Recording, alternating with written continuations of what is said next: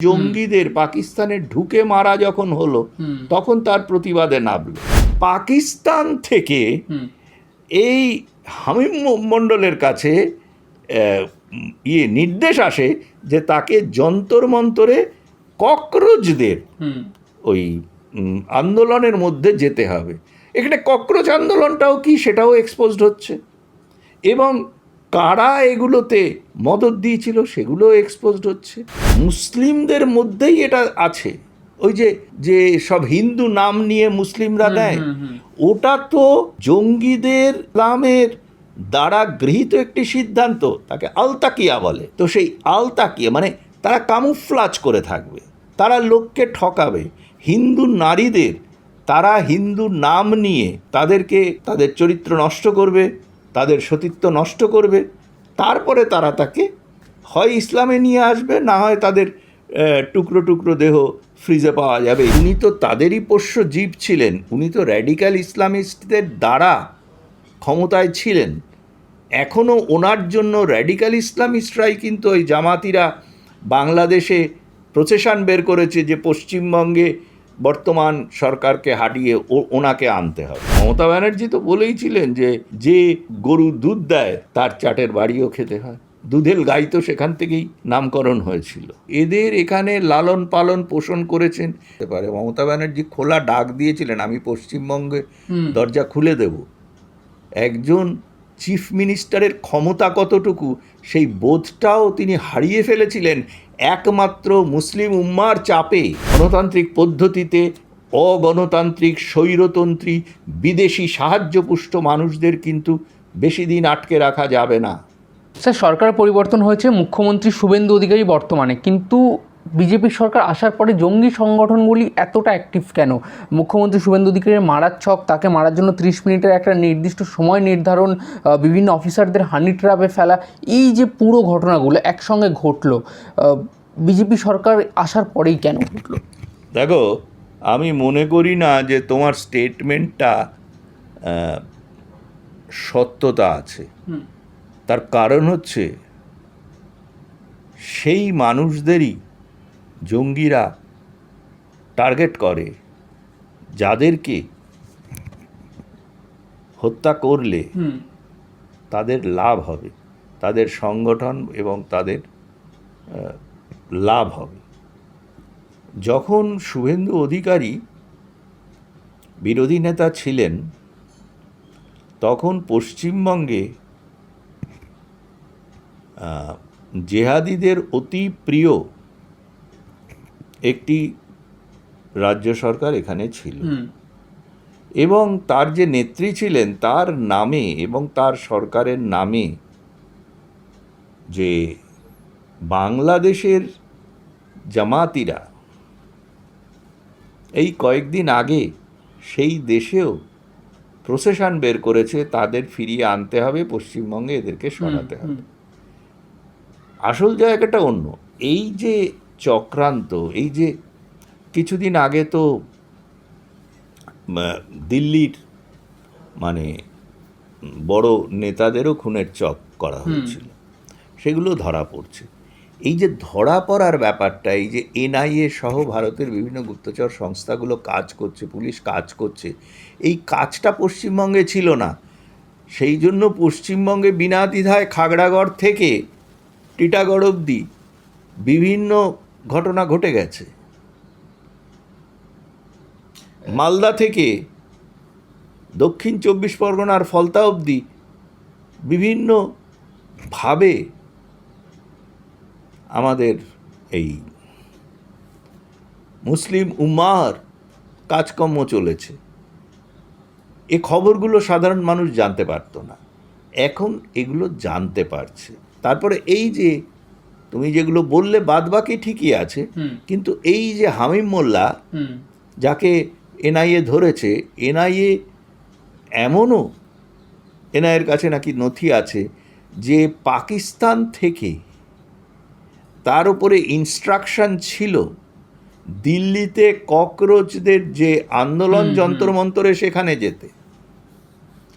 তাহলে বুঝতে পারছো, এটা একটা ইন্টারন্যাশনাল উম্মাকে নিয়ে আসার জন্য দারুল হার্ব এই সাবকন্টিনেন্টের যে বড় 3টে জায়গা, দুদিকে দুটো তো ইসলামিক কান্ট্রি আছেই, সুতরাং তারা তো দারুল ইসলাম। দারুল হার্ব যে ভারত, একেও দারুল ইসলামের মধ্যে নিয়ে আসতে হবে। এরই প্রচেষ্টার একটা অঙ্গ মাত্র এখানে। এসব নিয়ে তো ভয় পাওয়ার কিছু নেই, কাজকর্ম হচ্ছে। তবে ভারতবর্ষের মধ্যে থেকে যেসব তথাকথিত গণতান্ত্রিকতার মুখোশধারী ইসলামী ধর্মনিরপেক্ষতার বাহক মানুষজন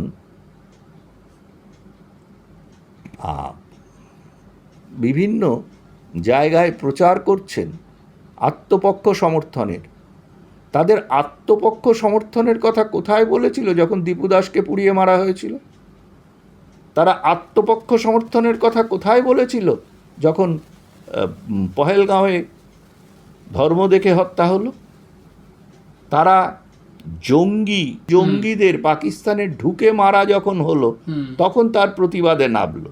এদের চরিত্রগুলো তো এভাবেই বোঝা যায়। আসলে এরা কি জানো তো, এরা কিন্তু ওই যাকে আমরা বলি যে, মানে আমরা নয়, ইসলামেই আছে, মদিনাতে প্রথম হজরত মোহাম্মদ করেছিল যে ইন্টারন্যাশনাল মুসলিম।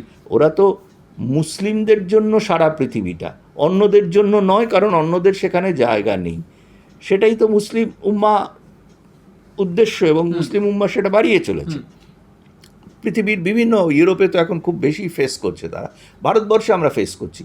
এদের কিন্তু বিভিন্ন রকম জায়গা আছে। ধরো কারোর নাম ভট্টাচার্য, ধরো কারোর নাম চক্রবর্তী, ধরো কারোর নাম ঘোষ, তুমি বুঝতে পারবে না যে তারা কিন্তু মুসলিম উম্মারই লোক।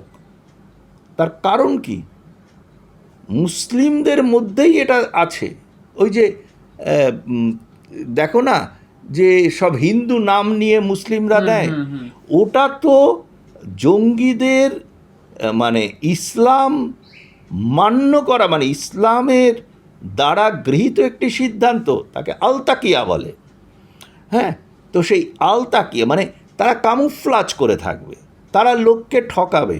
হিন্দু নারীদের তারা হিন্দু নাম নিয়ে তাদেরকে, তাদের চরিত্র নষ্ট করবে, তাদের সতীত্ব নষ্ট করবে, তারপরে তারা তাকে হয় ইসলামে নিয়ে আসবে, না হয় তাদের টুকরো টুকরো দেহ ফ্রিজে পাওয়া যাবে, ইত্যাদি ইত্যাদি যা হয়। তো এটা হচ্ছে ইসলাম উম্মাহকে বাড়ানোর চেষ্টা, এবং এগুলো তো বিভিন্ন জায়গায় করেছে। ইন্দোনেশিয়াতেও করা হয়েছিল, সেটা সাকসেসফুল হয়নি। এরা হচ্ছে মানে ইসলামী যে র্যাডিক্যাল ইসলামী, তাদের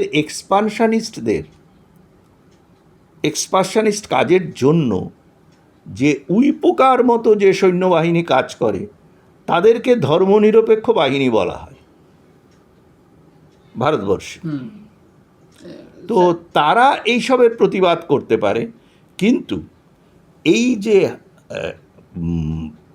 এই ছেলেটির কথা বললে জঙ্গি, হ্যাঁ হামিম মণ্ডল, সে তুমি নেটওয়ার্কটা দেখো, আমি নেটওয়ার্কের কথা বলছি।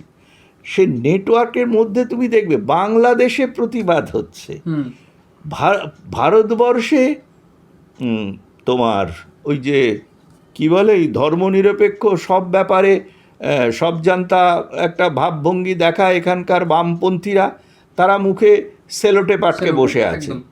আর হ্যাঁ, আর পাকিস্তান থেকে এই হামিম মণ্ডলের কাছে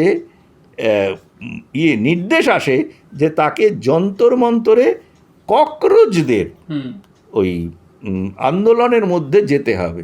এখানে ককরোচ আন্দোলনটাও কি, সেটাও এক্সপোজড হচ্ছে, এবং কারা এগুলোতে মদত দিয়েছিল সেগুলো এক্সপোজড হচ্ছে। মাননীয় মুখ্যমন্ত্রীর ওপরে যে অ্যাটেম্পটের কথা বলা হচ্ছে, সেই অ্যাটেম্পটটা এই বিভিন্ন বড় যে একটা চক্রান্ত, তার একটা সামান্য অংশ মাত্র। মানে স্যার, সেই ঘুরে ফিরে একটা জায়গাতেই কথা দাঁড়াচ্ছে যে শুভেন্দু অধিকারীকে মারা শুধুমাত্র প্ল্যান নয়, আপনি যেটা বললেন দারুল ইসলামে পরিণত করা, সেটাই একমাত্র চেষ্টা। এবং মুখ্যমন্ত্রী মমতা বন্দ্যোপাধ্যায় যখন তিনি ছিলেন, মমতা বন্দ্যোপাধ্যায় যখন মুখ্যমন্ত্রী ছিলেন, তখন এদের বলা চলে পোষা হতো এই পশ্চিমবঙ্গে। উনি তো বলেইছিলেন, মানে মমতা ব্যানার্জি তো বলেইছিলেন যে যে গরু দুধ দেয় তার চাটের বাড়িও খেতে হয়। দুধের গাই তো সেখান থেকেই নামকরণ হয়েছিল। হ্যাঁ, তো মমতা ব্যানার্জি তো দেখো এদের এখানে লালন পালন পোষণ করেছেন, ডেকে এনেছেন। উনি তো সরাসরি বাংলাদেশে যখন ওই ডিপ স্টেটের একজন এজেন্ট, ওই কী নাম ও তোমার ওই লোকটা, আরে সেই ইউনিস, সেই ইউনিস যখন বাংলাদেশে মানে অ্যাট দ্য হেলম অফ অ্যাফেয়ার্সে ছিল, ওই সময়ে মমতা ব্যানার্জি তো খুব গোলমাল হচ্ছে তখন, মানে এই বর্ডার দিয়ে যাতে অনুপ্রবেশকারীরা না আসতে পারে। মমতা ব্যানার্জি খোলা ডাক দিয়েছিলেন, আমি পশ্চিমবঙ্গে দরজা খুলে দেব। একজন চিফ মিনিস্টারের ক্ষমতা কতটুকু সেই বোধটাও তিনি হারিয়ে ফেলেছিলেন একমাত্র মুসলিম উম্মার চাপে। কারণ উনি তো তাদেরই পোষ্য জীব ছিলেন, উনি তো র্যাডিক্যাল ইসলামিস্টদের দ্বারা ক্ষমতায় ছিলেন। এখনও ওনার জন্য র্যাডিক্যাল ইসলামিস্টরাই কিন্তু ওই জামাতিরা বাংলাদেশে প্রসেশন বের করেছে যে পশ্চিমবঙ্গে বর্তমান সরকারকে হারিয়ে ওনাকে আনতে হবে। এটা পৃথিবীর কোনো সুসভ্য গণতান্ত্রিক দেশে বেশি দিন অবধি এটা কিন্তু সহ্য করে না। স্যার, এনএসএ অজিত ডোভাল তিনি একটি বার্তা দিয়েছেন যুব সমাজের প্রতি, যে যুব সমাজকে সবার প্রথমে রাখতে হবে দেশের স্বার্থ, নিজের ক্ষুদ্র স্বার্থ পরবর্তীতে। কিন্তু এই বর্তমানে ভারত তথা আমাদের পশ্চিমবঙ্গে এমন বেশ কিছু সংগঠন রয়েছে যারা যুবশক্তিকে অন্যদিকে পরিচালিত করছে। সেই ক্ষেত্রে দাঁড়িয়ে যুবশক্তিকে কী বার্তা দেবেন? দেখো, এইসব সংগঠনগুলো অনেক আগেও, যারা পুরনো সংগঠন, হ্যাঁ, তারা এরকম অনেক করেছে, হ্যাঁ, আমরা জানি। কিন্তু ঘটনা হচ্ছে, তোমাকে আমি বলি যে দেশকে বাঁচাতে গেলে কিন্তু একটা স্ট্রং স্টেপ নিতেই হয়। এখন সেই জায়গা থেকে পার্জিং প্রয়োজন হলে করতে হয়। ইন্দোনেশিয়াতে সুহার্তো করেছিলেন, তার জন্য ইন্দোনেশিয়া বেঁচে গেছে, যেখানে 90% ওপরে ইসলামী মানুষ এবং কয়েক শতাংশ মাত্র, 10%-এরও কম হচ্ছে হিন্দু। সেই জায়গায় গত প্রায় 50 বছরের ওপর কোনো হিন্দু মুসলমানের মধ্যে কোনো সাম্প্রদায়িক অশান্তি হয়নি। অদ্ভুত, কারণ ওখানে কমিউনিস্ট নেই, উনি পার্জিং করে দিয়েছিলেন। এখন এটা কমিউনিস্টদের ওপর এবং সরকারের ওপর ডিপেন্ড করবে। তবে অজিত ডোভালদের সঙ্গে আমি পুরো একমত যে ভারতবর্ষের যে ভারতীয়ত্ব, সেটাই হিন্দুত্ব। তার বিরোধিতা যারা করে তারা মুসলিম উম্মার প্রোগ্রেশনের জন্য দারুল হার্ব থেকে দারুল ইসলামে পরিণত করার জন্যই কিন্তু কাজ করছে। আমি তোমাকে বলতে পারি যে এটা কিন্তু সেই অনেক আগে, আমি একজন ব্রিটিশ লেখকের বই থেকে বলছি, যে তিনি লিখেছিলেন, সে অনেক আগে যখন তোমার এই অনুশীলন সমিতি যুগান্তর কাজ শুরু করেছে তখনকার কথা বলছি, যে তখন বলেছিলেন যে এই যুবকরা যে স্বরাজের কথা বলছে, সেই স্বরাজ নাথিং বাট ভারতীয়ত্ব। কারণ ধর্ম কিন্তু সমাজ বাদ দিয়ে এবং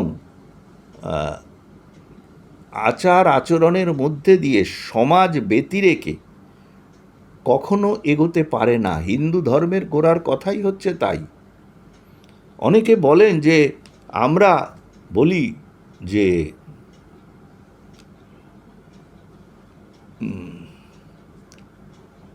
ভারতবর্ষ অবারিত দ্বার, এখানে মানুষ আসতে পারে। দেখো, বাড়িতে মানুষ আসতেই পারে। ইসলামী মানুষরা ভারতবর্ষে স্বাগত, কিন্তু কিভাবে স্বাগত? নাগরিক হিসেবে নয়, অতিথি ভব, অতিথি হিসেবে স্বাগত। কিন্তু অতিথি যখন মুসলিম উম্মার নামে কিছু তথাকথিত ভারতীয় পদবিধারী নামধারী মানুষকে নিয়ে তাদের শরিয়তি আইন কাজ মানে কামিল করতে চায় এখানে, তখন তো সেটা ভারতের অখণ্ডতা, ভারতের পবিত্রতা, ভারতের স্বাধীনতা, তার বিরুদ্ধে তোমার বিদ্রোহ ঘোষণা করা। সুতরাং সেখানে যা যা করার সেটা করা উচিত। এটা তো চলতে পারে না। গণতন্ত্রে কিন্তু এই লাইসেন্স কেউ কাউকে দেয়নি, এটা গণতন্ত্র নয়। ভারতবর্ষে এখন যেটা চলছে সেটা কিন্তু গণতন্ত্র নয়। গণতান্ত্রিক পদ্ধতিতে অগণতান্ত্রিক স্বৈরতন্ত্রী বিদেশি সাহায্যপুষ্ট মানুষদের কিন্তু বেশি দিন আটকে রাখা যাবে না। যেই জন্য ধর্মযুদ্ধের দরকার হয়েছিল, শ্রীকৃষ্ণ অর্জুনকে যখন বোঝাচ্ছিলেন গীতায় দেখতে পারো, যে তখন কিন্তু দরকার হয়েছিল এই কারণেই যে অধর্মের বিনাশ। গণতান্ত্রিক পদ্ধতিতে 5টা গ্রাম চেয়েছিল, তাও দিতে রাজি হয়নি। সুচ্চাগ্র মেদিনী দেব না। এখন তো এদের অবস্থা দাঁড়িয়েছে তাই। আমাদের দেশে ধর্মনিরপেক্ষতার নামে ইসলামী ধর্মনিরপেক্ষতা চালু করেছে। আচ্ছা, কোনো ইসলামিক কান্ট্রি একটা নাম মানে করো দেখি যেখানে ধর্মনিরপেক্ষতা আছে? Not a single one. সেখানে তোমাকে শরীয়তি আইনেই বিচার হবে, শরীয়তি আইন তোমাকে মানতে হবে। হ্যাঁ, অতিথিদের জন্য আলাদা আইন থাকতে পারে। ইউনাইটেড আরব এমিরেটসে আছে, আমরা ইউনাইটেড আরব এমিরেটসে গেলে মদ খেতে পারি, মদ কিনতে পারি, কিন্তু সেখানকার নাগরিকরা পারে না।